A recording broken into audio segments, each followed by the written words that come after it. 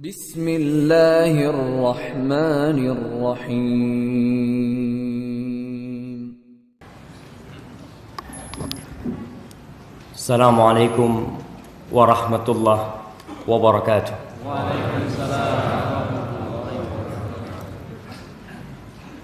Alhamdulillah alladzi ahyana ba'dama amatana wa ilaihin nusyur. Segala puji bagi Allah Jalla Jalaluh yang telah menghidupkan kami setelah Dia mematikan kami, mematikan kita semua, dan kelak kepada Allah lah tempat kembali. Segala puji bagi Allah Jalla Jalaluh yang telah menggerakkan hati kita untuk meninggalkan tempat tidur kita, meninggalkan kenyamanan kita beristirahat demi untuk datang ke rumah Allah Jalla Jalaluh. Tadi kita mendengar muadzin mengatakan as-salatu khairum minan naum. Salat itu lebih baik daripada tidur. Karena pada hakikatnya orang yang tidur itu mati. Berapa banyaknya kita tidur dalam kehidupan ini, sebenarnya waktu dari kehidupan ini hilang. Antum ingat dengan kisah Ashabul Kahfi. Berapa lama mereka tidur? 309 tahun. Ingat hitungannya pakai kalender Islam. Bukan pakai Masehi, bukan pakai matahari, tapi pakai rembulan. 309 tahun. Ketika mereka bangun, apa kata mereka? Mereka saling bertanya, berapa lama kita tidur? Yaum atau ba'da yaum? Kata mereka, kalau enggak sehari atau setengah hari lah. 309 tahun. Maka antum butuh berapa lama tidur? Berapa jam sehari kita membutuhkan tidur? Kalau ternyata tidur itu adalah seperti mati dan Allah menyebutnya sebagai kematian, maka seorang muslim dalam kehidupan ini hendaklah memanage waktunya, kapan dia tidur dan kapan dia hidup, untuk mengisi waktunya, mengisi catatan amal kebajikannya yang kelak akan ditimbang di hari kiamat. Allahumma salli wa sallim wa zid wa barik wa an'im ala sayyidina wa maulana Muhammad wa ala alihi wa ashabihi ajma'in. Ya Allah, semoga salawatmu, salam, berkah dan nikmatmu senantiasa kau curahkan, senantiasa kau tambahkan untuk hamba kekasihmu, untuk baginda Nabi kita Muhammad sallallahu alaihi wasallam, untuk manusia terindah yang pernah Allah ciptakan di muka bumi ini, untuk manusia terbaik yang pernah Allah utus untuk umat manusia, yang beliau berjuang sampai titik darah penghabisan demi sampainya agama Allah ini kepada umat manusia. Dan semoga salawat itu bersambung untuk keluarga beliau, untuk istri-istri beliau, untuk putra-putri beliau, dan untuk seluruh sahabat Nabi, yang terutama untuk Abu Bakar As-Siddiq, untuk Umar bin Khattab, untuk Uthman bin Affan, dan untuk Ali bin Abi Thalib radhiyallahu taala anhum ajma'in. Amma ba'd. Ma'asyiral ikhwah, ma'asyiral hadirin rahimakumullah. Pagi ini tanggal berapa? Tanggal 13 Safar, yang bertepatan dengan tanggal 13 November. Tapi kita tahu penanggalan kita nanti akan maju ke depan, akan meninggalkan Masehi ini. Kalau hari ini sama, tapi kelak akan meninggalkannya. Dan kita pun harus berusaha untuk menjadikan kalender Hijriah sebagai kalender umat Islam. Tema kita pada pagi hari ini apa jemaah? kan ku bawa surga ke rumahku. Masya Allah. Apakah benar kita mengatakan hal itu? Mungkin sebagian sekarang merasakan rumah tangganya bak neraka. Tidak ada lagi cinta dan kasih sayang. Yang ada hanya kesian sama anak-anak. Banyak suami yang dalam hati kecilnya mengatakan, ya kalau bukan karena anak-anak sudah tak tinggal. Sebagian wanita juga seperti itu. Melihat suaminya sudah sakit-sakitan, dia sudah tidak nyaman hidup di rumah itu. Tapi karena demi menyelamatkan anak-anak dari kehancuran, maka dia tetap menjaga rumah tangganya. Dan itulah yang Allah sebut mawaddah warahmah. Mawaddah cinta. Tapi cinta itu kadangkala akan luntur dengan berjalannya waktu. Tatkala mulai dilihat kekurangan-kekurangan di salah satu pasangan hidupnya, mulai cinta itu luntur. Tapi tetap ada rahmah, ada kasih sayang yang mempertahankan rumah itu. Karena kita semua tahu, kita cuma numpang lewat di dunia ini. Tatkala kita berbincang tentang membawa surga, biasanya orang kalau mau kawin itu, Masya Allah, menghayal, sudah merajut mimpi, nanti kepingin punya rumah, kepingin punya mobil, ngomong sama calon istrinya, apapun yang kau pinta aku akan kasih, tapi nanti kalau punya rezeki. Kalau sekarang belum punya apa-apa, tapi dia akan mulai menebarkan angin surga.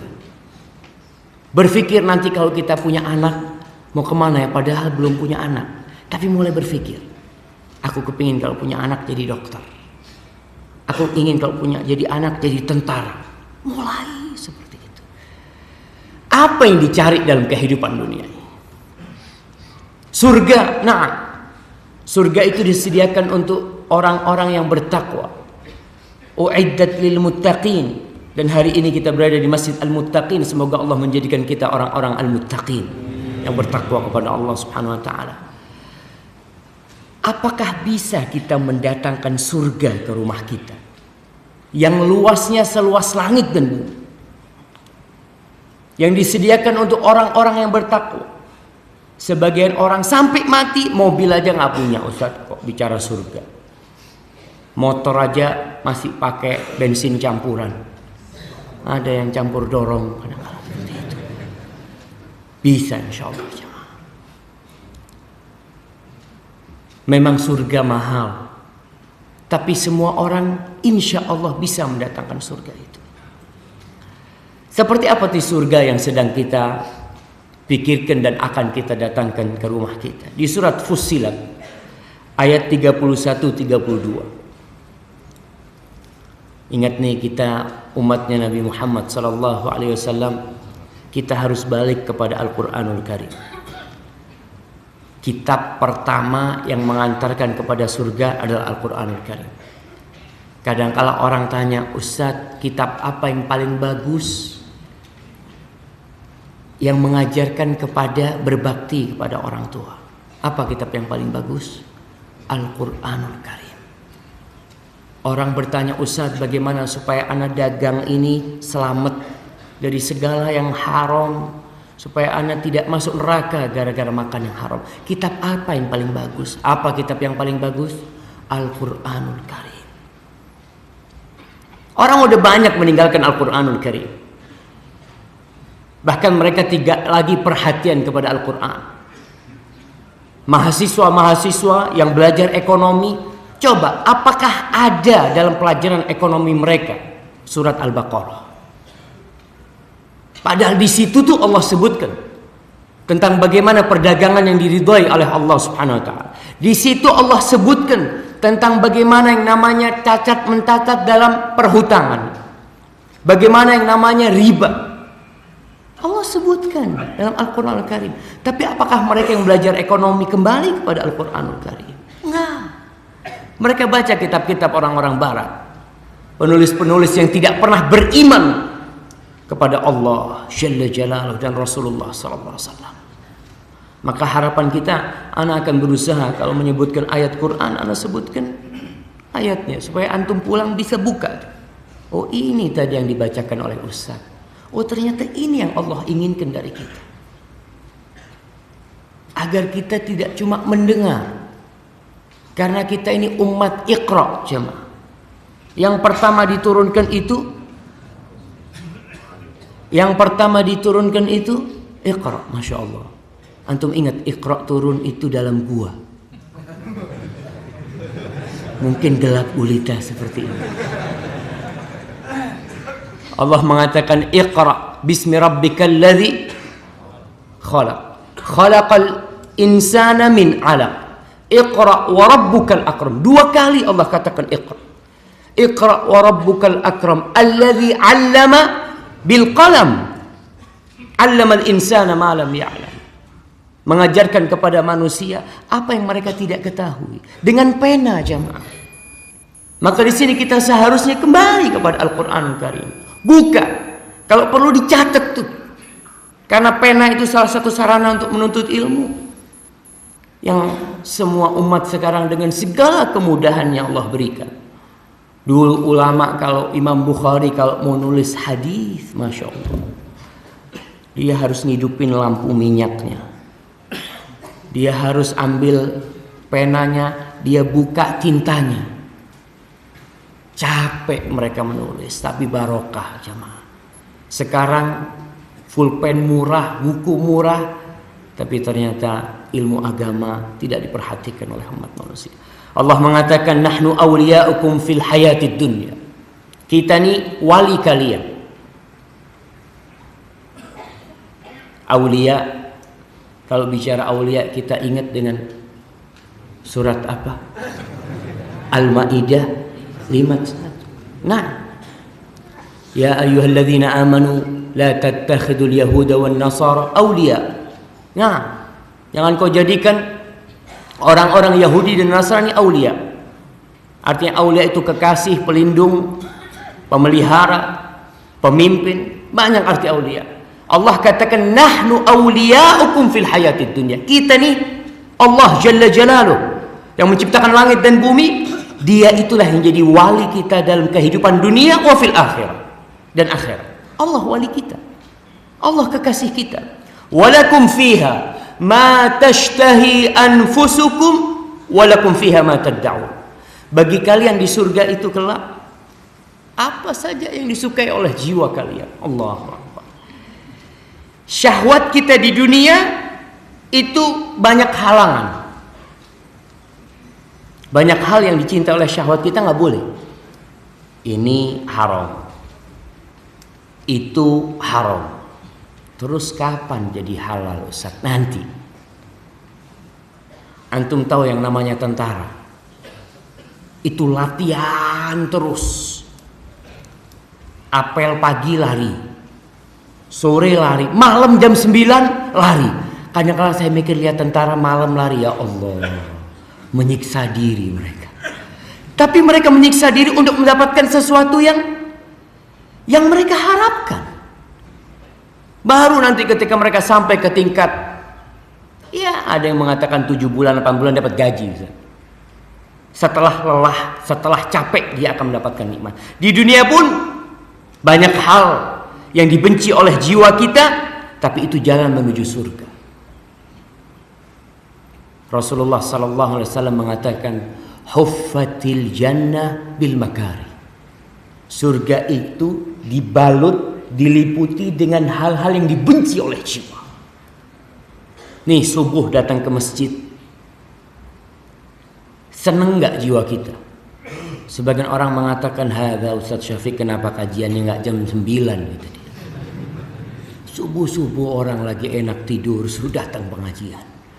Kadang-kadang jiwa nggak nyaman, tapi kita paksa karena nanti yang disenangin jiwa akan Allah sediakan di akhirat. Apa saja? Walakum fiha ma tad'un. Apa yang kalian inginkan, yang kalian harapkan, yang kalian hayalkan, kalian akan dapatkan nanti. Nuzulan min ghafurir rahim. Semua itu disediakan oleh Al-Ghafur yang Maha Pengampun dan Maha Pengasih. Para jamaah rahimakumullah, pernah suatu hari seorang sahabat menjumpai Rasul sallallahu alaihi wasallam. Sahabat ini senang sama kuda. Dia tanya, "Ya Rasulullah, di surga itu ada kuda enggak?" Antum lihat orang kalau sudah hobi dengan sesuatu, Masya Allah. Ada orang yang hobi naik gunung. Dia naik gunung. Sampai atas gunung ditanya, "Ente dapat apa di atas gunung?" Ya nggak dapat apa-apa. Fulus nggak dapat. Tapi senang. Orang sudah menjadi kesenangan dia. Maka sahabat ini yang suka dengan kuda, dia suka dengan warnanya, menunggangi kuda. Dia tanya, "Di surga itu ada nggak kuda?" Ada nggak jemaah? Ada. Ada. Tapi gimana kuda di surga? Karena kita tahu yang ada di surga, nama-nama yang di surga dibandingkan dengan di bumi, itu hanya namanya yang sama. Tapi modelnya, bentuknya, warnanya, kehebatannya beda semuanya. Maka kata Rasul sallallahu alaihi wasallam dalam hadis riwayat Tabrani dan Tirmidzi, "Idza udkhiltal jannah." Kalau kau dimasukkan ke surga. Kalau kau dimasukkan ke surga. Supaya sahabat ini jangan mikir kudanya. Mikir apa? Masuk surga dulu. Kalau kau dimasukkan ke surga, idza udkhiltal jannah utita bi farasin min yaqutat. Dalam riwayat lain hamra, akan didatangkan kepadamu seekor kuda yang terbuat dari permata yang warnanya merah dalam sebuah riwayat. Permata itu biasanya dipakai di mana jemaah? Di tangan. Buat cincin apa? Nanti kuda dari yakutatin hamra. Lahu janahan. Kuda ini punya 2 sayap. Kita ingin kuda yang paling cepat. Allah sediakan di surga nanti kuda dengan 2 sayap. Fahumilta alaih. Engkau akan dibawa di atasnya. Thumma tara bika haitsu syi'ta. Engkau akan terbang dengan kuda itu kemanapun engkau menginginkan. Hadis ini sahih jemaah. Fiha ma tashtahihil anfus. Apa saja yang kau inginkan akan kita dapatkan di surga. Kita di dunia kerja dari pagi sampai sore, dari jam 7 sampai jam 3, dari jam 8 sampai jam 4 tiap hari. Hari Ahad mungkin libur. Kira-kira dapat enggak kita kuda dari permata? Enggak akan dapat. Sampai kapanpun kita tidak akan pernah mendapatkan. Tapi di surga kita akan mendapatkannya dengan amalan yang sedikit, enggak banyak. Nanti kita akan bicarakan amalannya. Kemudian pernah seorang sahabat lain datang menjumpai Rasul sallallahu alaihi wasallam. Dia mengatakan, "Ya Rasulullah, ini Rasul SAW cerita tentang kejadian di surga." Dia mengatakan, "Ya Allah, aku kepingin bertani." Kata Allah Subhanahu wa taala, "Alasta fi ma syi'ta?" Engkau ada apa mau bertani? Bukankah yang kau inginkan semua sudah kau dapatkan? Kepingin buah apel, kepingin ini, semua sudah dapat. Apa kata orang yang masuk surga ini? Tapi Allah, aku kepingin bertani. Mungkin dia petani di dunia, dia ketika masuk surga kepingin dia bertani. Ya sudah, silahkan kau bercocok tanam. Allah kasih dia benih. Dia lemparkan benih itu. Ketika dia lemparkan benih itu jatuh, tumbuh. Terus dia lihat semua lahan yang dia lemparkan benih itu tahu-tahu sudah tumbuh dan sudah masak. Yang dia tebarkan itu siapa? Enggak nunggu berbulan-bulan. Hadhiyal jannah. Itulah surga Allah Subhanahu wa taala. Kita mau kerja berapa jam untuk membawa surga ke rumah kita? Sebagian orang cuma bawa 50.000 kepada istrinya. Ada yang bawa 100.000. "Dek, cuma ini yang aku bawa." Sang istri mengatakan, "Enggak masalah mas. Yang penting kita masuk surga bersama." Itu jamaah. Cepat atau lambat kita akan tinggalkan rumah yang kita bangun. Pasti. Ada orang tua yang capek membangun rumah, tahu-tahu dia tinggalkan buat anaknya, yang anaknya nggak pernah capek seperti bapaknya. Selesai. Bapaknya mati, Masya Allah. Anaknya mungkin bersedih hati. Berapa lama anak bersedih hati, jamaah? Ya 2 minggu, 3 pekan. Habis itu ngobrol, gimana nih warisannya mau dibagi enggak? Udah. Ketika hidup bapaknya nggak bisa. Mereka minta warisan karena ada orang tua. Tapi ketika meninggal dunia selesai. Bagaimana mendatangkan surga ke rumah kita? Banyak langkah yang harus ditempuh. Yang pertama adalah niat ketika menikah. Ada orang yang salah niat sehingga rumah tangganya kacau balau. Allah tidak meridhai. Ada yang menikah, kenapa menikah? Ya sudah, karena udah hamil. Na'udzubillah min dzalik. Tidak sedikit pernikahan diadakan karena salah satu pasangan itu sudah hamil. Sang perempuan minta pertanggungjawaban kepada suaminya dan sang suami ya udahlah kawin. Tidak ada niat untuk membawa surga ke dalam rumahnya, enggak. Tujuannya hanya menutup kekurangan dan aibnya dalam masyarakat kita. Sehingga dia tidak pernah bertobat. Dia menikah dengan pikiran kalau sudah menikah dosanya diampuni. Lah, tahu dari mana kau? Dosa besar yang dilakukan itu harus tobat. Dan kita pun yang punya rumah tangga, kalau kiranya dilihat tidak ada keharmonisan, coba berpikir, mungkin niatku membina rumah tangga ini salah. Apa niat yang benar membina rumah tangga? Yang pertama adalah untuk memperbanyak umat Nabi Muhammad SAW. Tuh, ketika ada seorang sahabat, dia mau menikahin janda nggak punya anak. Janda ini udah bertahun-tahun menikah, cerai, nggak punya anak. Dia mandul. Sahabat ini kepingin, ya Rasulullah, aku kepingin nikah dengan fulan. Kata Rasul SAW, lah jangan, saya cari yang lain. Datang lagi dia, ya Rasulullah, aku kepingin nikah itu janda. Kita lihat bagaimana sahabat, mereka memuliakan Rasul SAW. Sampai urusan nikah dia tanya sama Rasul SAW. Ingin pendapat Nabi.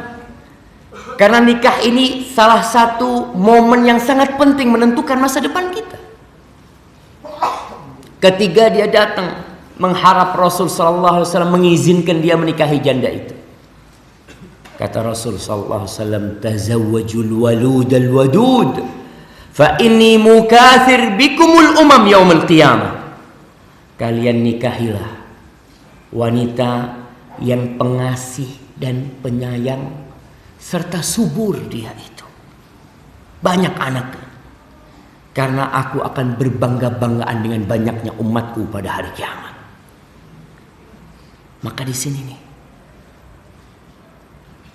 kita diperintahkan untuk memikirkan masa depan umatnya Nabi Muhammad SAW.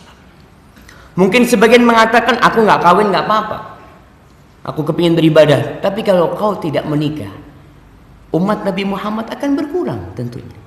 Kau mati tidak meninggalkan anak keturunan, kawin dan banyak anak. Jadi niat ketika mau menikah itu punya anak berapa? Berapa jemaah? 3. Masya Allah. Kita ini kalah sama mbah-mbah kita. Mbah-mbah kita itu tidak punya sepeda motor, nggak punya HP, nggak punya mobil. Anak piro? Rolas. Iya jemaah. Kita punya mobil, punya rumah lebih dari 1, anak telu. Allahu Akbar. Fa inni mukatsir. Aku akan bangga-bangga dengan banyaknya umatku pada hari kiamat. Maka niatkan ketika nikah, bismillah, aku akan memperbanyak umatnya Nabi Muhammad SAW. Paling tidak di masjid ini Anda doakan anaknya paling sedikit 7 lah. Gol amin. Ibu-ibu Allah, ya Allah. Nah, tidak apa-apa jemaah. Tapi niatnya lillahi ta'ala tadi. Niatnya sudah untuk Allah.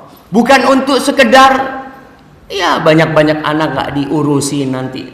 Nah, kita akan urusin. Sebagian orang mengatakan, Ustaz, sekarang masalahnya di pendidikan anak. Masalahnya bukan di situ. Masalahnya di niat kita. Ada orang anaknya 1 narkoba. 1 anaknya jadi berandalan, jadi preman. Ada orang yang anaknya 7 semua hafizul Qur'anil Karim. Kenapa? Allah yang bantuin kita. Bukan karena kita memiliki harta, lah. Karena Allah yang bantuin kita. Sesuatu yang sulit akan jadi mudah kalau Allah memudahkannya. Dan sesuatu yang mudah, mendidik anak 1 itu mudah jemaah. Dan banding 7 jelas 1 lebih mudah. Tapi kalau Allah mau bikin sulit, 1 bisa jadi narkoba. Na'udzubillah min dzalik. Dan kita lihat anak-anak orang-orang kaya, subhanallah, anak kadang-kala bingung. Orang itu punya duit triliunan jemaah. Anaknya cuma 2, cuma 1. Kadang-kala memang dibatasin, dia enggaklah, cukup lah. Allahu a'lam bishawab. Tapi yang jelas niat ketika menikah. Niat yang kedua, menyempurnakan separuh agama kita. Nggak bisa dipungkiri, manusia itu punya syahwat perut dan yang di bawah perut. Ketika dia menikah, kata Rasul sallallahu alaihi wasallam, man razaqahullahu imra'atan salihatan faqad istakmala nisfa dini falyattaqillah fi nisfil baqi. Barang siapa yang dikasih rezeki istri yang solehah, pada sejatinya dia telah menyempurnakan separuh agama. Hendaklah dia bertakwa kepada Allah di separuh agamanya yang tersisa. Para ulama menjelaskan separuh agama apa maksudnya. Mereka mengatakan syahwat yang di bawah perut sudah tertutupi. Tinggal syahwat perut. Orang kepingin harta, kepingin itu. Tapi untuk yang di perut sudah alhamdulillah. Dan orang yang menikah untuk menjaga kehormatan dirinya, itu bakal dibantu sama Allah SWT. Rasul sallallahu alaihi wasallam menjelaskan ada 3 manusia yang dijamin Allah akan bantu dia. Salah satunya adalah wanakih min ajlil afaf. Orang yang menikah untuk menjaga kehormatan dirinya. Bukan tadi yang menikah karena sudah berzina. Na'udzubillah min dzalik. Tapi dia menikah untuk menjaga kehormatan dirinya. Maka jangan takut antum untuk menikah yang muda-muda. Indonesia ini Masya Allah, menikah itu gampang sekali. Di Surabaya berapa pasarannya? Jemaah, maharnya berapa? 100.000. Berarti orang punya 400.000 bisa punya istri? Ya enggak lah, 100.000 jemaah. 100.000 itu yang diomongkan waktu akad nikah. Tapi sebelumnya berapa yang dikirim? Wallahu a'lam. Ada yang kunci mobil, ada yang sertifikat rumah. Tapi di Indonesia relatif murah. Tapi orang muda yang melihat dirinya sudah harus menikah, apalagi dia kuliah. Ana lihat ya, anak-anak yang kuliah ini kayaknya lebih wajib nikah daripada yang nggak kuliah. Kenapa? Karena godaan dia di kampus itu jauh lebih besar. Yaitu yang tahu anak-anak kampus. Ustaz, takut kalau menikah nantinya sekolah terganggu. Siapa bilang menikah mengganggu sekolah? Enggak. Antum menikah dengan niat lillahi ta'ala, Allah bantu. Allah janji. Saat belum punya duit, nikah itu bisa utang. Bisa utang. Antum ngomong sama orang tua antum, anak utang. Selama anak kuliah, anak utang. Nanti selesai kuliah insya Allah anak bayar. Nggak masalah. Demi menjaga kehormatan diri. Tujuan kita ini mau bawa surga ke rumah. Kita nggak mau bawa neraka ke rumah kita. Kita mau bawa surga dengan cara ini, nggak apa-apa kita berkorban. Allah bantu, yakin. Kemudian para jamaah, niat menikah salah satunya untuk masa depan, aset masa depan. Ketika antum mati, ada yang mendoakan antum.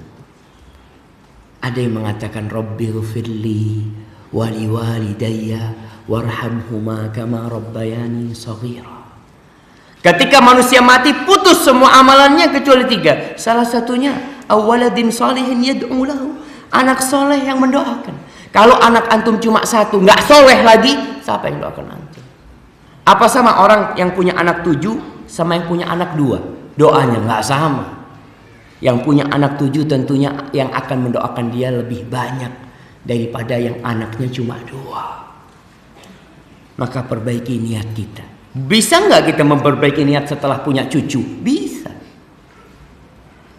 Mungkin kita dulu berpikir, iya ya, anak tidak pernah kepikiran untuk memperbanyak umatnya Nabi Muhammad SAW.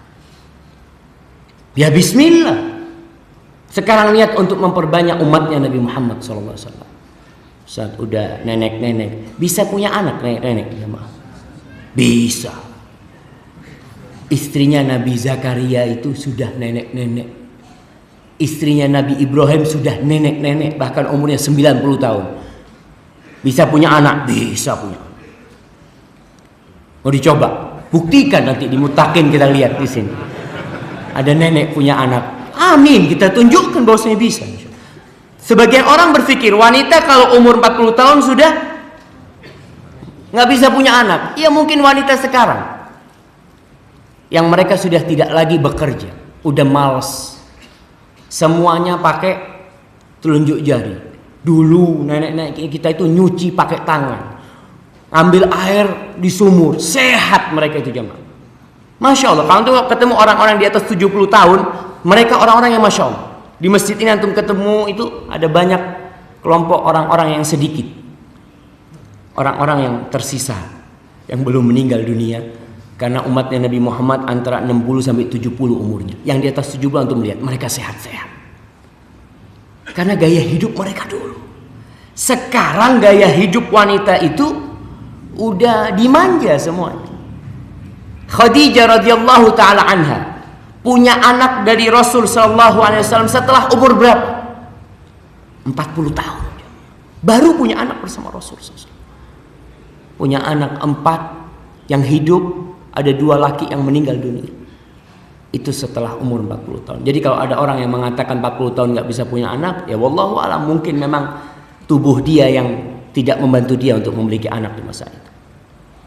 Terus yang kedua, agar kita bisa mendatangkan surga ke rumah kita, milih pasangan hidup itu antum berhak memilih. Ada pasangan hidup yang kata Nabi SAW, mafatihun lil khair, pembuka pintu-pintu kebaikan. Ada pasangan hidup yang senantiasa mengingatkan antum ke surga Allah Subhanahu wa taala. Semalam ada yang mendampingi saya cerita, Ustadz saya kenal sholat setelah menikah. Masya Allah. Setelah menikah dia baru kenal sholat. Kenapa? Karena istrinya soleh.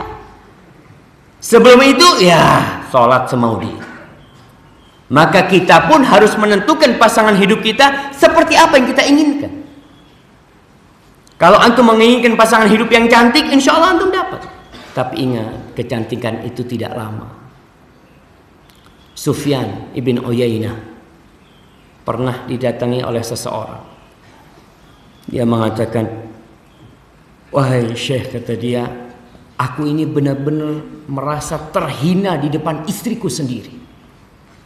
Aku nggak dihargai sebagai seorang suami di depan istriku. Akhirnya Sufyan ini diam.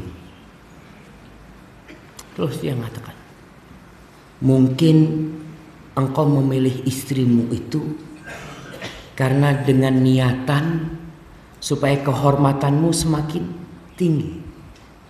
Kan ada orang yang menikahin anaknya pejabat, anaknya apa, dengan harapan dia akan menjadi orang terhormat dengan menikahi wanita seperti itu. Apa jawab orang ini? Iya betul. Dia memang memilih istri anak pejabat dengan harapan dia bisa terhormat lewat istrinya. Lalu Sufyan bin Uyainah menceritakan, aku mau cerita sama engkau. Itu tuh sebabnya. Engkau memilih istri karena seperti itu. Aku ini bersaudara 4. Dia mengatakan Muhammad, Ibrahim, Imran, dan aku sendiri. Aku di tengah. Muhammad yang paling tua. Ketika dia menikah, dia ngomong, aku akan cari wanita terhormat. Dengan harapan dia akan terhormat dengan kehormatan istrinya. Maksudnya wanita yang memiliki kedudukan. Akhirnya menikah.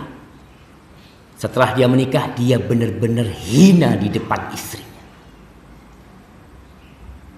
Yang paling kecil Imran. Dia kaya Imran. Tapi dia ingin menikah dengan wanita yang kaya. Yang lebih kaya dengan harapan semakin kaya. Dia dapat wanita yang lebih kaya dari dia. Subhanallah. Ternyata nih Imran bukannya tambah kaya tapi tambah diperes sama istrinya. Iya, dimanfaatkan sama keluarga istri. Karena orang-orang yang cinta dunia bukan berarti ketika melihat orang lain sama dunianya dia nggak mau. Dia mau diperes. Kemudian Sufyan cerita, lalu aku renungkan kejadian ini. Datanglah guruku Ma'mar bin Rashid. Aku cerita sama Ma'mar, ya Ma'mar, nih ada kejadian seperti ini. Bagaimana aku harus memilih istri? Belum nikah nih Sufyan. Katanya Ma'mar bin Rashid, aku ingatkan engkau dengan 2 hadis. Karena ini ahli hadis. Aku ingatkan engkau dengan 2 hadis. Yang pertama hadis Nabi Muhammad SAW, tungkahul mar'a li arba. Wanita dinikahin karena 4 hal. Karena kecantikannya, karena kekayaannya, karena kedudukannya, dan karena agamanya. Dan Rasul SAW berpesan, fadfar bidzatid din taribat yadak. Carilah yang agamanya baik, selamat engkau, selamat hidup. Agamanya, bukan kekayaan, bukan kecantikan, dan bukan kedudukan. Kalau kau ingin hidup berbahagia, karena kita hidup di rumah bersama istri ini ingin mendapatkan surga. Kemudian hadis yang kedua. Hadis yang kedua ini adalah hadis Aisyah radhiyallahu taala anha. Nabi sallallahu alaihi wasallam bersabda, "Aktsarun nisa'i barakah aisuruhunna mauna."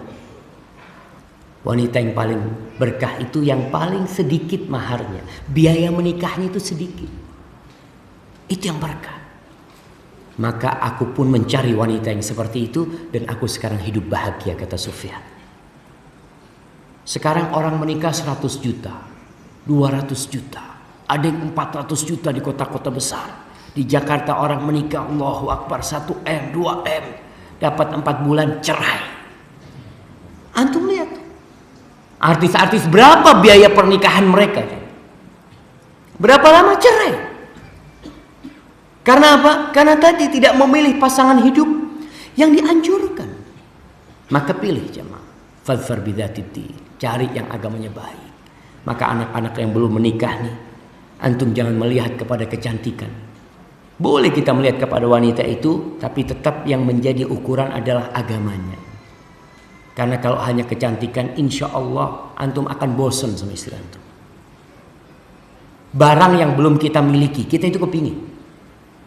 Antum belum punya HP yang bagus, antum setiap melihat orang punya, kepingin. Masya Allah, kapan anak punya kayak gitu? Dapat 2 bulan antum beli kayak gitu. Antum eman-eman. Berapa lama antum eman-eman? Sebulan, 2 bulan, 3 bulan udah jatuh. Udah screennya udah rusak. Karena awal yang antum inginkan seperti itu. Begitu pula wanita, begitu pula lelaki. Wanita yang cantik, ya Masya Allah, antum ketika menikahi dia, melihat dari jauh seperti rembulan yang datang. Setelah 1 tahun rumah terang, melihat istrinya, ya Allah, ternyata kayak gini kau itu.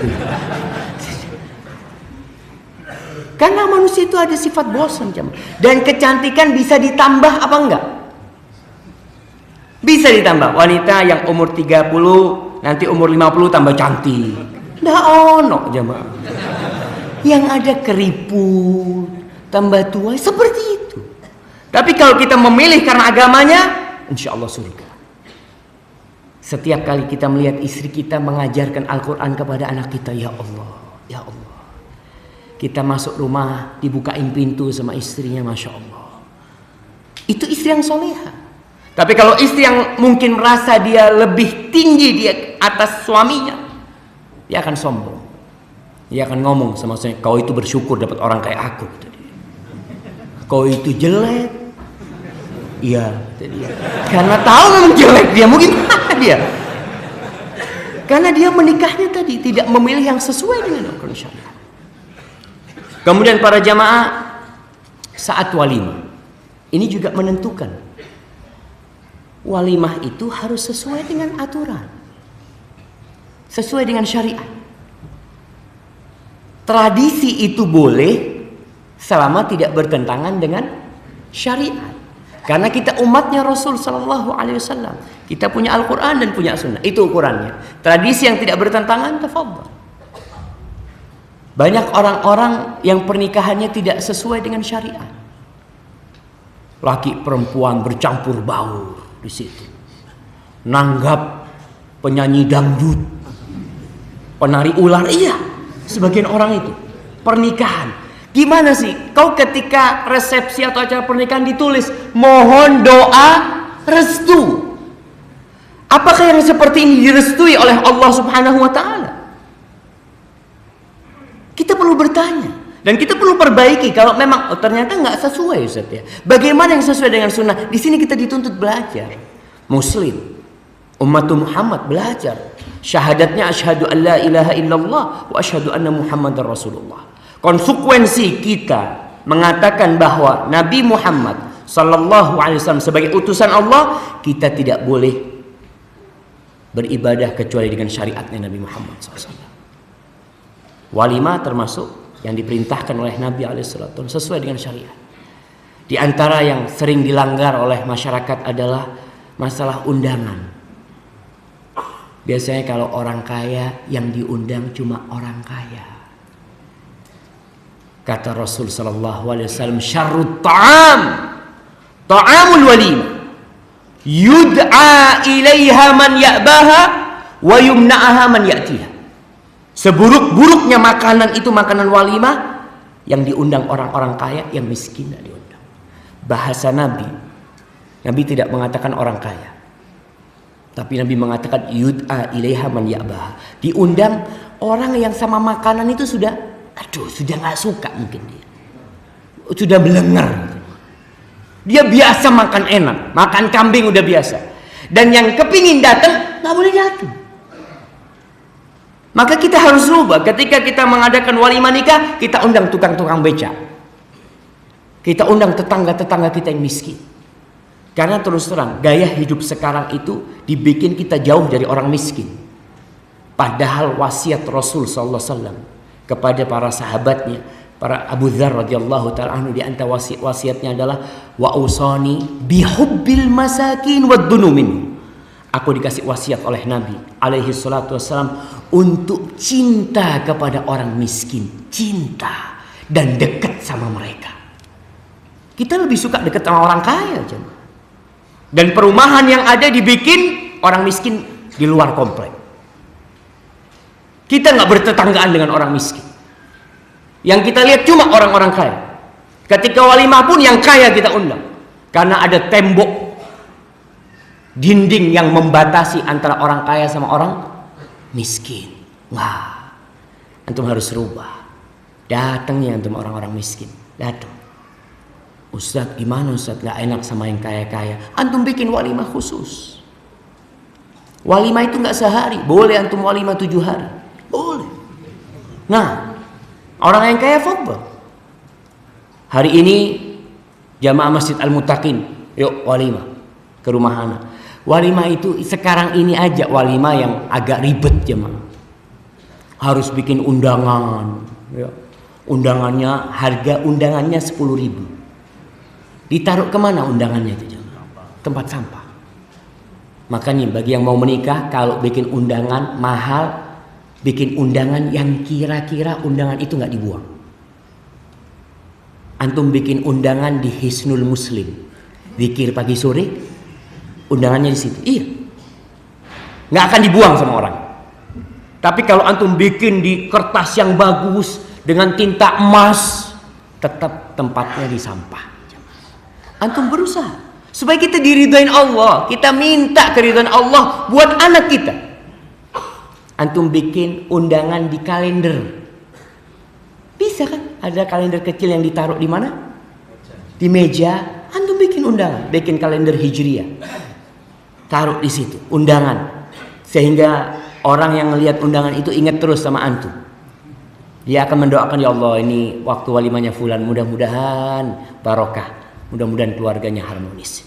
Di sini kita harus berpikir, ketika akad nikah, ketika walimah, yang sesuai dengan syariat supaya surga itu datang. Kemudian masih banyak lagi sebenarnya berkaitan dengan walimah, tapi kita tidak akan membahas masalah itu. Antum pelajari. Jadi orang yang mau menikah itu harus belajar, karena menuntut ilmu itu fardhatun ala kulli muslim. Menuntut ilmu itu kewajiban bagi setiap muslim. Yang mau haji wajib belajar ilmu tentang haji, karena dia mau haji. Yang kaya wajib belajar ilmu tentang zakat, karena dia wajib mengeluarkan zakat. Kemudian yang pedagang wajib belajar ilmu tentang dagang. Jangan mengatakan anak kan bukan ustaz. Enggak, kau tidak harus jadi ustaz, tapi kau harus punya ilmu di bagian yang sedang engkau dalami ini. Umar bin Khattab radhiyallahu taala anhu, dia itu datang ke pasar kadangkala. Lalu dia mengatakan, la yabi' illa man kana faqihan. Umar mengatakan, enggak boleh jual beli kecuali orang yang faqih, yang punya ilmu fikih perdagangan. Kata Umar, kalau enggak kalian akan terjebak dalam riba. Karena enggak ngerti.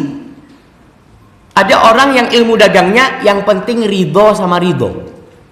Yang penting ridho birridho. Kadang-kadang seperti itu ilmu dagang. Iya, itu salah satu aturan dalam Islam, tapi bukan semua aturan. Ada aturan-aturan lain. Umpamanya, boleh nggak kita punya beras yang dari pemerintah? Beras dari pemerintah, beras bulog itu. Kadang-kala fakir miskin dapat beras 2 kilo. Boleh nggak dia ke pasar ditukar beras 1 kilo yang bagus? Boleh. Boleh kan secara akal kita kan? Tapi dalam Islam nggak boleh. Termasuk riba itu dalam Islam. Dalam Islam itu ada beberapa makanan, jenis makanan yang tidak boleh akad jual belinya barter kecuali sama dan kontan. Sama berat. Suatu hari Rasul sallallahu alaihi wasallam dapat kurma, bagus banget, dikasih hadiah sama sahabatnya. Nabi bertanya, alaihi salatu wassalam, apakah semua kurma di Khaybar seperti ini? Enggak, Nabi. Kita ini punya kurma jelek 2 kilo, kita tukar kurma yang bagus 1 kilo. Apa kata Nabi? La taf'alu, jangan kau lakukan, dzaka riba. Ini riba. Sebagian pedagang nggak ngerti. Yang penting kan ridho, Ustaz. Kan memang barangnya jelek. Kita kalau mau pakai logika kita, kan memang barangnya jelek, aku kasih yang bagus. Kenapa nggak boleh 2 kilo tukar 1 kilo? Kata dia. Dan dia ridho. Sini jemaah, ana izin minum dulu ya. Bismillah.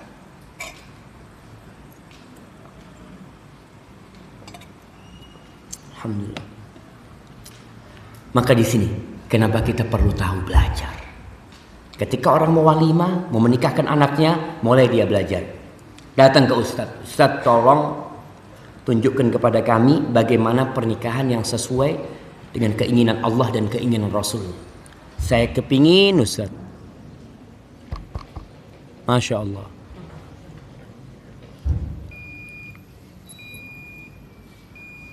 Nah,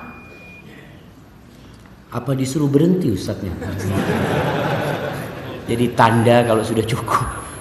Katanya 5:30 kan? Masya Allah, masih lama kita jamaah. Masih panjang perjalanan membawa surga ini, masih panjang. Jadi tadi antum datang ke Ustadz atau beli buku bagaimana pernikahan anaknya sesuai dengan syar'i, dan usahakan anak-anak sebelum menikah sudah dipersiapkan. Maka Masjid Al-Muttaqin kalau bisa mengadakan training-training bagi orang yang mau menikah, supaya mereka menikah sesuai dengan syariat, bukan modal nafsu nikah. Orang banyak modal nafsu aja, senang kawin, padahal ada tanggung jawab besar yang dia emban. Perjalanan dalam rumah tangga, apabila kita menginginkan surga ada di rumah tangga kita. Yang pertama, harus ada prinsip saling membutuhkan. Allah, Insya Allah, tidak berhenti-berhenti ya maaf. Nah, Masya Allah. Baik. Sampai mana anak gara-gara bunyi itu jadi hilang. Iya, prinsip saling membutuhkan. Allah menyebutkan hubungan suami istri ini dengan firman-Nya, hunna libasul lakum wa antum libasul lahun. Allah ceritakan di surat Al-Baqarah bahwasanya itu wanita-wanita adalah pakaian buat kalian dan kalian pakaian buat mereka.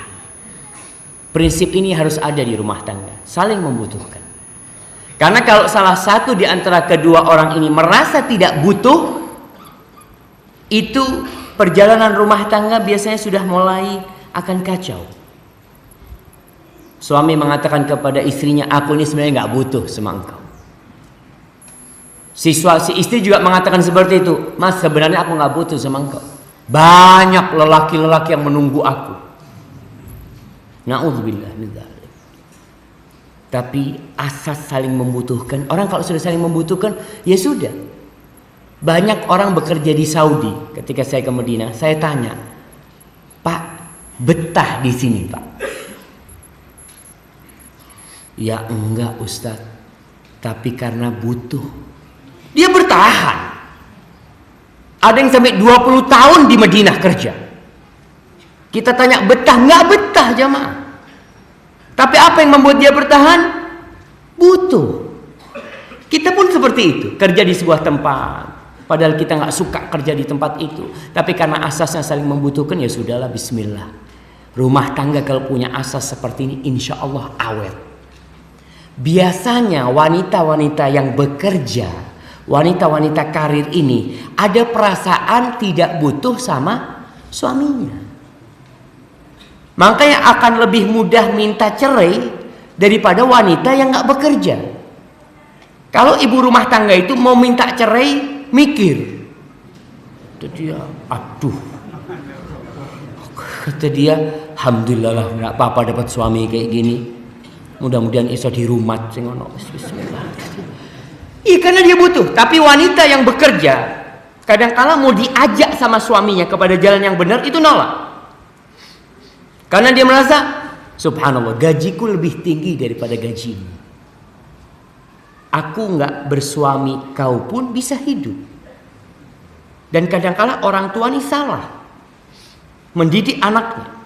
Anak perempuannya disuruh bekerja sampai mendapatkan kedudukan yang tinggi. Niat orang tuanya apa? Nah, nanti kau kalau diceraikan sudah punya pekerjaan, masya Allah, belum kawin sudah niat buat cerai.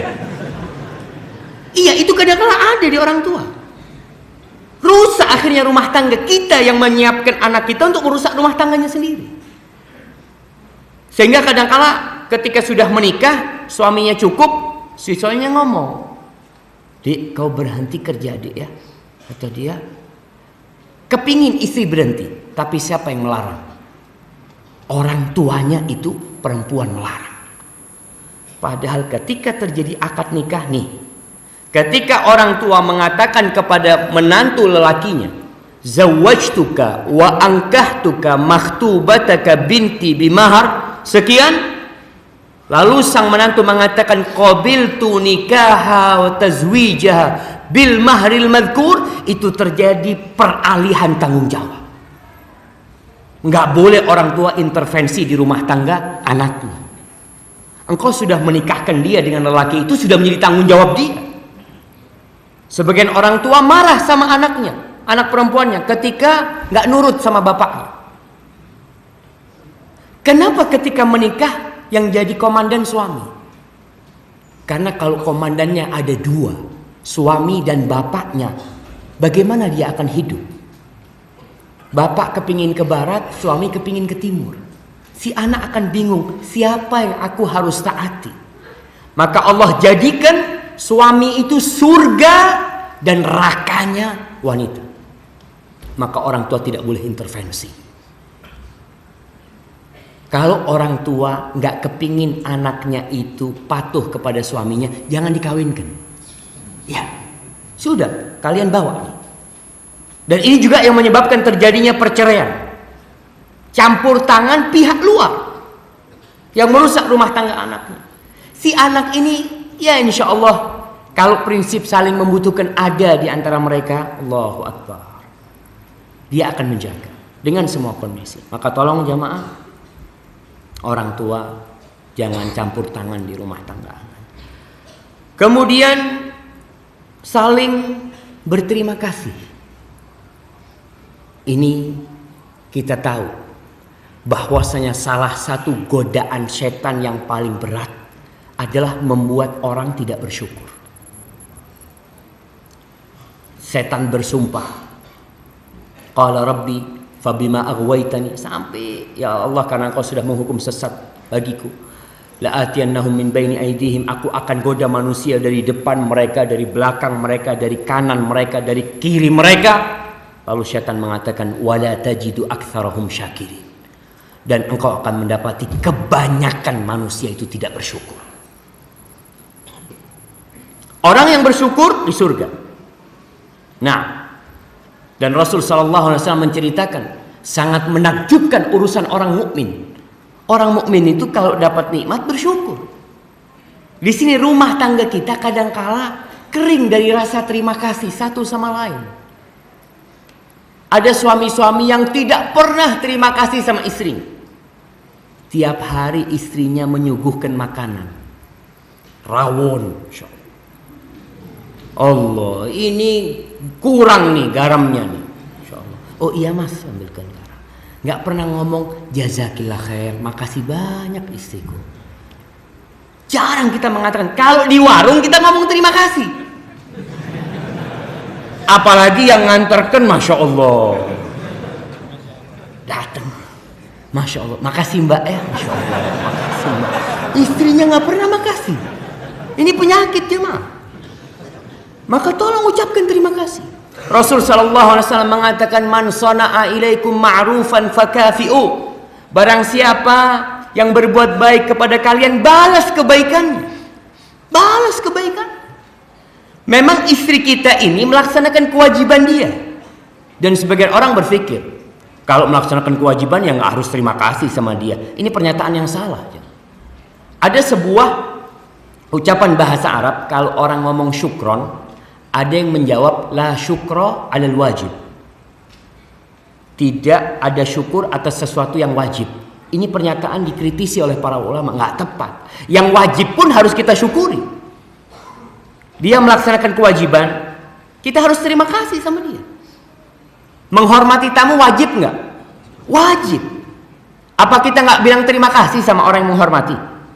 Kita ucapkan terima kasih. Orang yang mengeluarkan zakatnya, wajib nggak itu zakat? Wajib dia bayar zakat. Kita terima kasih nggak kalau terima zakat? Terima kasih. Maka tatkala istri kita menyiapkan pakaian kita, menyiapkan baju kita, ucapkan terima kasih. Sampai ada sebuah kisah, ustadz ini ceramah dia, masya Allah, dia hampir tidak pernah menyebut istrinya, kebaikan istrinya.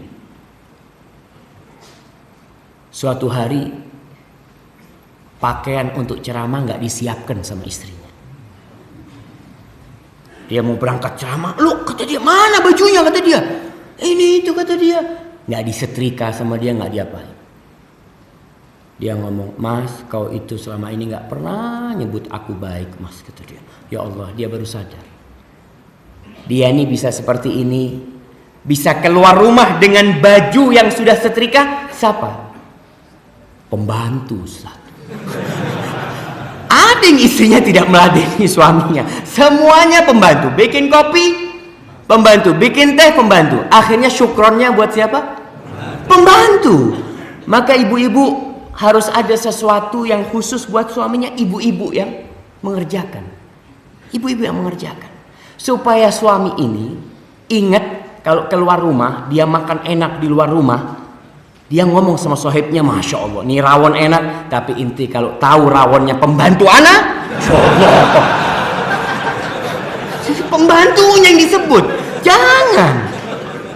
Jadi istri dalam artian harus ada sesuatu yang dikerjakan oleh istri untuk menjaga rumah tangga ini. Dan suami harus berterima kasih. Sekedar teh, paling tidak istri yang bikinkan. Datang, ketika nyeruput teh, Masya Allah, jazakillah khair, makasih banyak. Engkau sudah mendampingiku selama 20 tahun, 30 tahun. Makasih anak-anak itu sudah bisa baca Quran. Bayangkan bapak-bapak, jarang anak itu bisa baca karena bapaknya. Betul ibu-ibu? Betul. Lihat, ketika anak itu juara 1 di SD, yang dampingi anaknya siapa? Bapaknya. Ketika jadi juara, bapaknya yang datang. Masya Allah. Seakan-akan nih anak bapak. Kalau nakal siapa yang disalahkan? Ini ibunya nggak benar ini. Ini karena suami nggak berterima kasih sama istri. Subhanallah. Maka tolong. Begitu pula seorang istri. Rumah tangga harus penuh dengan rasa terima kasih. Kebanyakan penghuni neraka itu wanita. Kenapa? Karena mereka kufur kepada nikmat yang diberikan oleh Allah kepadanya lewat suaminya. Kufur. Rasul sallallahu alaihi wasallam mengatakan uritun nar, ditampakkan kepada aku neraka. Ternyata kebanyakan penghuni neraka itu adalah wanita. Yakfurna. Mereka kufur kepada suaminya. Kufur kepada kebaikan suaminya. Sampai Rasul sallallahu alaihi wasallam memberikan sebuah sifat. Kita harus kenal sama istri kita, memang kayak gitu tuh wanita. Kata Rasul sallallahu alaihi wasallam, "Lau ahsanta ila ihdahunna ad-dahr." Kalau engkau berbuat baik kepada istrimu setahun kau berbuat baik, lalu si istri melihat satu kesalahan dari dirimu, maka sang istri akan mengatakan, "Mas, aku tidak pernah melihat kebaikan dari dirimu, Mas." Betul bapak-bapak? Masya Allah. Nggak, kadang-kala istri itu memang kalau disakiti hatinya, tahu-tahu tas turun dari lemari. Mau kemana? Mau pulang. Ya Allah, dia lupa setahun penuh hidup senang, satu kesalahan suaminya dia lupakan segala kebaikan semua. Dan ini terjadi di wanita. Ibu-ibu harus berusaha melihat kepada kebaikan. Makanya prinsip yang keberapa? Ketiga, itu melihat kepada kelebihan dan tidak melihat kepada kekurangan. Kita semua punya kekurangan, jemaah. Semua punya kekurangan. Yang tahu kekurangan anak itu istri anak. Di sini orang nggak tahu anak kayak apa di rumah, yang tahu istri anak. Tapi karena istri itu pakaian, dia nutupin kekurangan anak. Dan kita pun melihat kepada kelebihannya. Insya Allah kelebihannya lebih banyak daripada kekurangan. Mungkin sebagian wanita melihat, Ustadz, suami anak itu nggak bisa romantis, Ustaz, ngomongnya kasar. Kadang-kadang seperti itu. Baik, sabar Bu, kan masih ada kebaikan yang lainnya. Sebagaimana para suami, kalau dia mengatakan, Ustaz, ternyata istri ana itu hafalan Qur'annya cuma qul huwallahu ahad, Ustaz. Ya mau gimana kata dia? Terus masa dia nggak ada kebaikan yang lainnya? Ya ada, Ustaz. Apa? Cantik dia, Ustaz. Alhamdulillah. Lihat kepada kelebihannya sudah. Nanti Qur'annya berusaha kau tambahin. Jangan sampai kekurangan istri diulangi, diceritakan terus kekurangan istri kita. Rasul sallallahu alaihi wasallam mengatakan, la yafraq mu'minun mu'min. Enggak boleh seorang lelaki yang beriman membenci istrinya yang beriman. Kata Nabi alaihi salatu wasallam, in kariha minha khuluqan radhiya minha akhar. Kalau ada beberapa perilaku istrinya yang tidak dia sukai, bukankah ada yang lainnya? Maka lihatlah kepada kelebihannya. Insya Allah rumah tangga ini jalan. Istri nggak pandai memasak, alhamdulillah. Tapi dia pandai ngaji. Dia bisa ngaji, ngajarin anak-anaknya. Kadang-kala ada suami juga yang ya banyaklah kekurangan-kekurangan itu. Tapi intinya lihatlah kepada kelebihannya dan tidak melihat kepada kekurangan. Kemudian prinsip yang selanjutnya, saling memaafkan. Orang kalau berteman, jangan bilang suami istri. Orang kalau berteman, mau nggak mau akan terjadi gesekan di antara mereka. Biasa itu. Apalagi suami istri. Suami kadang-kala ngomong nyakitin istrinya. Kadang-kala sang istri seharusnya dia menyiapkan makanan di meja makan, dia mungkin ketiduran. Tahu-tahu meja makan belum ada makanan, marah-marah suami. Allah Subhanahu wa taala berfirman, "Ya ayyuhalladzina amanu inna min azwajikum wa auladikum aduwwan lakum fahdharuhum wa in ta'fu wa tasfahu wa taghfiru fa innallaha ghafurur rahim." Di surat At-Taghabun Allah mengatakan, wahai orang-orang yang beriman, sesungguhnya ada sebagian dari istri-istri kalian, sebagian dari anak-anak kalian musuh buat kalian, musuh buat kalian. Bayangkan. Suka nyakiti hati kita mungkin. Membuat kita musuhnya, artinya membuat kita lupa dari Allah. Ada orang sebelum kawin puasa Senin Kemis. Setelah nikah tidak pernah puasa Senin Kemis. Setiap mau puasa kata istrinya, aduh mas, gak usah lah mas, kata dia. Oh iya sudah, gak usah puasa. Ada yang musuh. Sebelum menikah sholat malam kenceng. Setelah menikah bangun azan subuh. Ada yang seperti itu. Ini bentuk-bentuk istri jadi musuh. Sebelum menikah, masya Allah, sodakohnya kenceng. Setelah menikah, mas ditabung mas ya, buat masa depan. Iya, nggak sodakoh. Ada kadang-kadang seperti itu. Begitu pula sebaliknya. Kata Allah, fahdharuhum, hati-hati menghadapi mereka. Tapi kata Allah, wa in ta'fu wa tasfahu wa taghfiru fa innallaha ghafurur rahim. Kalau kalian maafkan istri kalian, kalian nggak perlu marah sama dia, mengingat keburukannya. Kalian ampuni kesalahan-kesalahan dia. Sesungguhnya Allah itu Maha Pengampun.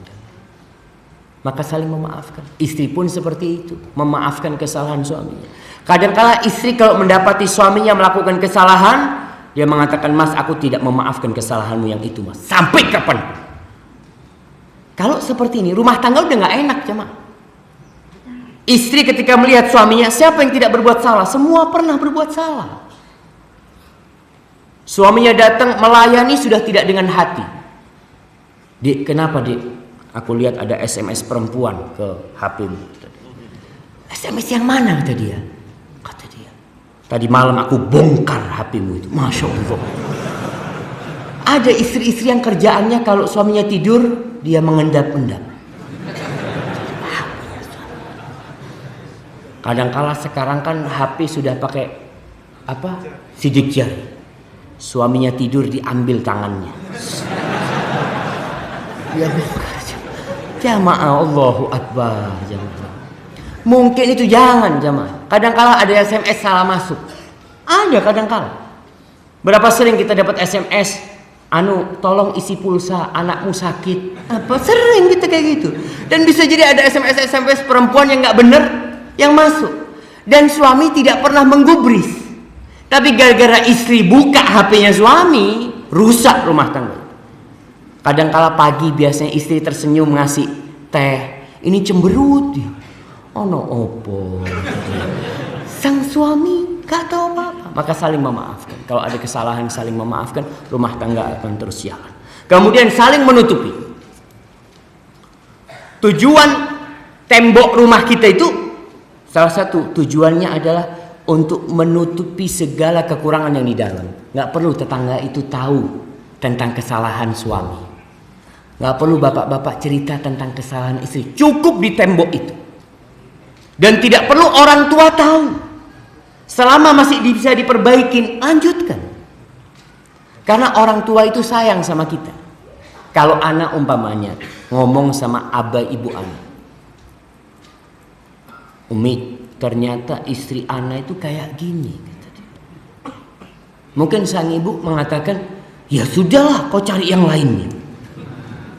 Karena orang tua kita mungkin memang gak suka sama menantunya. Kesempatan nih ketika sang suami mengatakan ada kesalahan istrinya, maka dia akan suruh cerai. Tapi kalau kita eman-eman, insya Allah mudah-mudahan masih bisa dilanjutkan. Kadang-kala suami mukul istrinya. Maka kalau kita ibu-ibu cerita, Pak, aku mari dikaplok, Pak, bojoku. Oh iya, mari ngajak parani. Perang jemaah. Perang. Padahal mungkin suami salah. Ini kejadian di Jeddah sana, di Saudi. Ketika seorang suami ribut sama istrinya, nih para suami kadang-kala nggak bisa menahan emosinya. Dan ibu-ibu kalau suaminya marah, tolong diam. Memang prinsip selanjutnya itu karena waktunya sudah sempit nih. Prinsip selanjutnya itu main tarik ulur. Kalau yang satu narik diulur, kalau tarik-tarian pedot. Iya. Kalau kita saling menarik, putus itu tali, cerai yang terjadi. Tapi kalau yang satu narik, ya sudah diulur. Nanti dia capek sendiri. Sampai kapan kau tarik, aku layani. Terus nanti.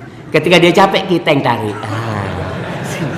Seperti itu jemaah. Nih suami istri ribut, sang suami langsung menampar istrinya. Nangis istrinya. Si istri kekuatannya cuma di air mata dia. Dalam kondisi menangis, tahu-tahu ada yang mencet bel rumah. Dilihat sama suami, kan biasa dikeker. Rumah-rumah sana itu kebanyakan nggak ada jendelanya, pintu itu tidak ada jendelanya. Pintu aja, apartemen biasanya modelnya jamaah. Jadi ada lubang kecil itu dilihat, ya Allah, yang datang mertuanya si laki. Ngomong sama istrinya, keluargamu datang, ayah ibumu sama kakak-kakakmu datang, kata dia. Oh iya, kau bukakan, aku masuk. Sudah. Si istri masuk, si suami sudah dalam bayangan dia, ya ini kayaknya ribut dia sudah sama mertuanya. Mertuanya duduk semuanya, tahu-tahu istrinya datang. Ya tetap ada bekas merah di wajahnya dengan air mata, tapi dia sudah membasuh wajahnya. Dia salaman sama abah uminya sambil menangis. Kata uminya, "Nak, kau kenapa nangis?" kata dia. "Mi, ya Allah, Mi," kata dia. "Aku ini kangen sama abah sama umi. Kok Allah kirim abah sama umi ke sini." Masya Allah, kata suami, "Alhamdulillah, selamat ini." Kalau dia ngomong habis ditampar, ini nih yang habis nampar anak ini. Itu berantem. Akhirnya sang suami keluar rumah, dia ngomong, "Afan, anak izin mau beli makan malam." Karena mungkin nggak masak di rumahnya untuk keluarga besar. Dia beli makan, sebelum dia pulang dia mampir ke toko emas. Syekh cerita sang suami belikan istrinya sabuk emas seharga 10.000 real. Kira-kira 37 juta. Dia belikan emas. Menurut antum banyak nggak 37 juta? Banyak. Setelah selesai keluarganya pulang, sang suami datang. Ngomong sama istrinya, "Aku minta maaf," kata dia. "Dan sikapmu tadi, ya Allah, aku sangat menghargai. Aku mau kasih kau hadiah," kata dia. Dikasih sabuk dari emas itu, tapi sang suami mengatakan, "Anti tastahiqina ruhi." Engkau berhak mendapatkan nyawaku, bukan ini yang kau berhak dapatkan.